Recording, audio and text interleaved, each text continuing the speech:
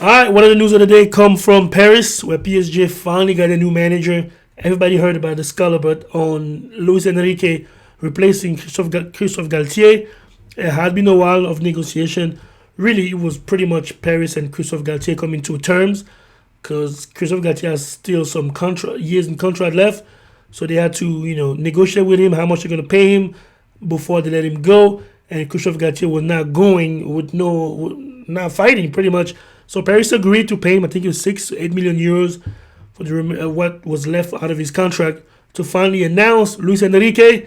As you can see, I'm on the official website of PSG, so there's no more official than this. Luis Enrique finally joining PSG. It's been a while since they've negotiating. We heard some rumor, pretty much starting since right after the World Cup. They were rumored about Zinedine Zidane coming to Paris. It's been about a year and a half or 2 years since Zidane had been rumored to come to PSG, but it's not happening. We also heard Maximiliano Allegri from Juve were going to come to Paris. Did not happen. We heard some rumor beginning of the Mercato, the transfer market, about Jose Mourinho. Ended up not signing. Julian Nagelsmann from Bayern Munich, former Bayern Munich coach, coming to Paris. But the winner is Luis Enrique. So a lot of people like Luis Enrique, but I don't really have much negatively to say about him. I mean, he's a fairly inexperienced coach as far as outside of Spain, because he did coach for Barcelona B squad and Barcelona first team, but he did only 1 year in AS Roma. I think it was it 2011 maybe. Was it 2011? I double check that, but definitely he was at AS Roma for 1 year, and then that was it. Then he come back and he coached Barcelona first squad and the pretty much the B squad, and then also coached the Spanish national team. So he does have an international pedigree for coaching national team. His game is pretty much Barcelona type game, tiki taka, ball possession, and passing 100,000 different passes. Some people might call him a sterile attack when they pass the ball. We saw Spain. You saw the Spain national team. He could kind of look boring at times, pretty much like passing the ball around in the midfield and come back in defense, trying to overly set up the attack. Also, Guardiola also had the same criticism when he was in Bayern Munich, that his team was kind of a little boring, the way they pass the ball around forever and not even finding an action opportunity. So Luis Enrique is in that same ilk. He's the type of coach that like ball possession and also dominating the midfield and the attack. Really pretty much set up attack. They don't do him much freestyle with him. He's a good coach, I think, overall. He had some trophies with Barcelona, and not just Barcelona. He won, if I go over his trophies, so to speak, he did win the World Cup, the Club World Cup with Barcelona. He won the Champions League 1 in 2014, 2015 with Barcelona, which is usually, that's good. I mean, most of the coaches get judged by the Champions League. Did you win the Champions League or did you not win the Champions League? He definitely won the Champions League 2014, 2015. He won the FIFA World Club winner, like I already said. He won Best Coach of the Year that same year when he won everything with Barcelona. He won the Spanish League twice, La Liga, in 2014, 2015, and also 2015, 2016. So he won back-to-back La Liga. He won the Champions League. He won the UEFA Super Cup in 2015, 2016.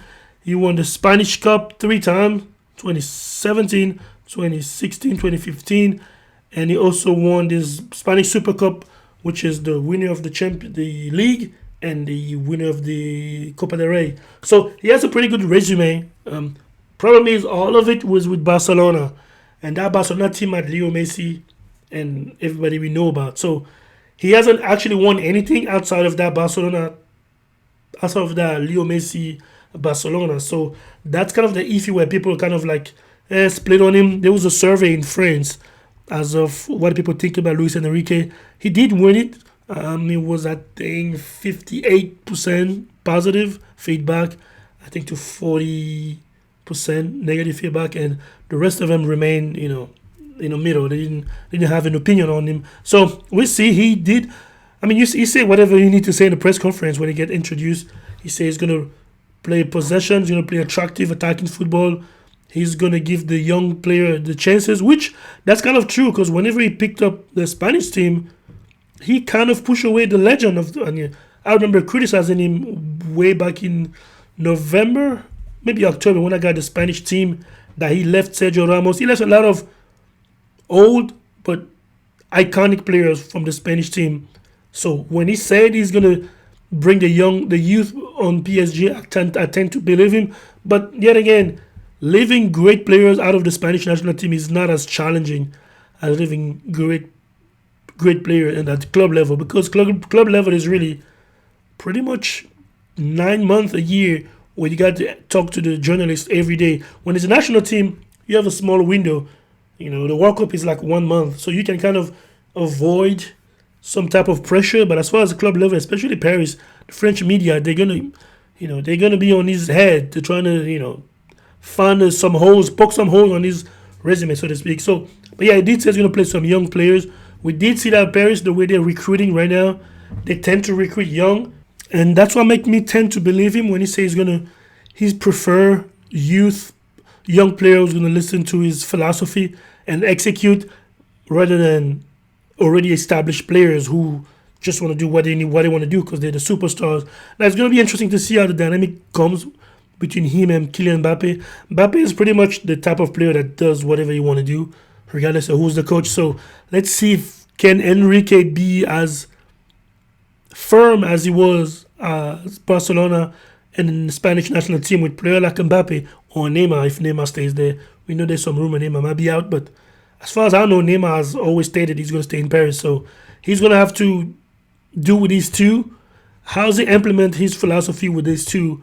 Pretty much untouchable. Neymar is somewhat touchable a little bit because he's trying to leave. Also, Mbappe might be on the way. So today we had a press conference. Nasser Al-Khelaifi said they gave Mbappe 2 weeks and his team 2 weeks to give them an answer whether Mbappe want to re-sign that contract, that extension contract, or if he doesn't want to. And if he doesn't want to, it's going to be put on the transfer market this summer because Paris rather sell him this summer than seeing him go for free in 2024 when his contract ends. So Luis Enrique is coming in the team. He can easily end up with a team with no Neymar, no Mbappe, no Messi. So is this something that he's actually okay with, or did he come? Was part of the pitch for him coming to Paris was you're gonna be able to work with one of the best players currently, Kylian Mbappe, and even Neymar, because by the time he signed, he knew Messi was out. But was he actually pitched that you're going to be coaching Mbappe, which is a privilege, to be honest. It's a privilege for Mbappe to be coached by a coach like him. Also, vice versa, it's a privilege for him to coach a player like Mbappe.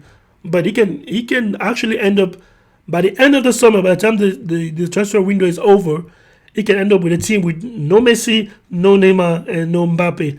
I think he was the type of coach that's actually going to be like that, so to speak.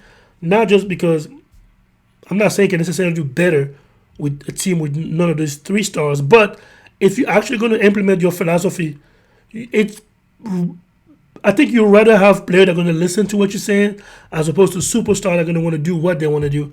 And that's kind of the Guardiola's method. Guardiola rarely buy actual superstar. Erling Haaland was I would say, the exception, but also you couldn't miss on Haaland. He's young. He's a superstar, but he doesn't act like a superstar yet. He's still acting like he wants to listen.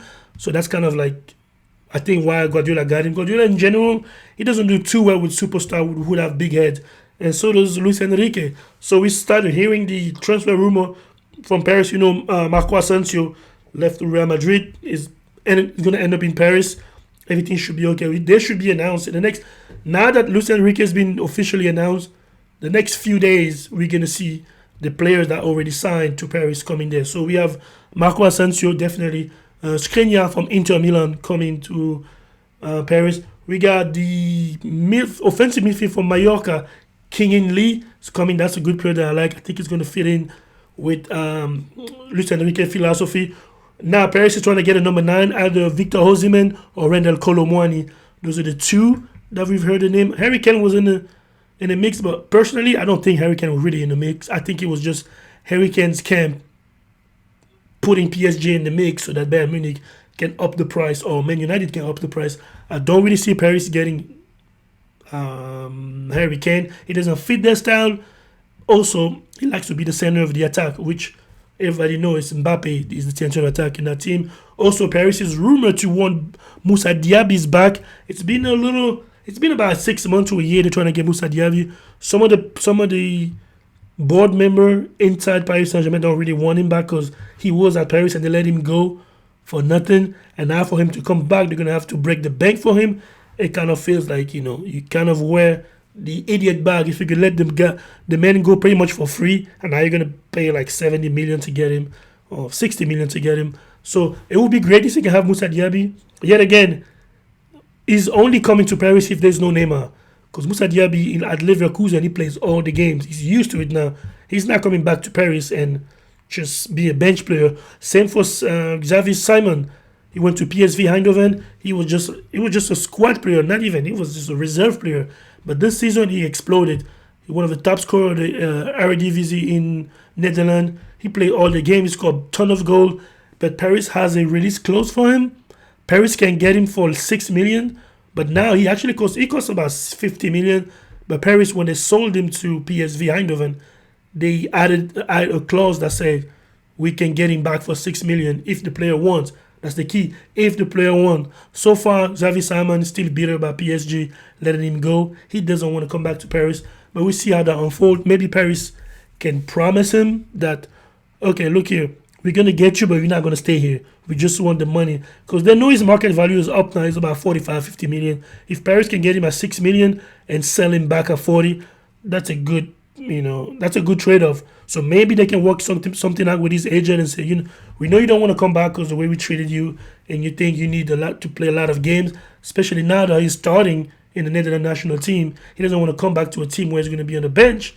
Maybe Paris can promise him, okay, come back here, wink, wink, we're going to let you go at a price wherever you want to go. But instead of them paying 6 million, we can actually have extra money on our books. So we see how that Xavi Simon situation unfold. But the news is Luis Enrique finally officially signing to PSG. He's the new manager. He signed a 2-year contract until 2025. He's going to replace Christophe Galtier, who will let go and will be paid, I think, 6 to 8 million for his year at Paris. Pretty much a good deal for me. I mean, if I coach a year and win the league and I get fired and still get 6 to 8 million get paid to me, I take that any day. So that's pretty much the news coming out of Paris. There's a bunch of players that are going to be signing. Like I say, Skriniar, Ugarte, what's his face, Asensio. Who else is coming for sure to Paris? Those are the 3 names that definitely have signed now so far. Also, Kangin Lee is coming from Mallorca. And those are pretty good players. Teams player, squad player, coach players, pretty much. The type of player that listen to the coach and do what the coach wanted to say. I know Ekitike has been rumored to Paris might want to let him go. If I were Paris, I buy him and send him on loan somewhere. I seem to have a good future, but somehow it didn't work out with him at Paris the first season.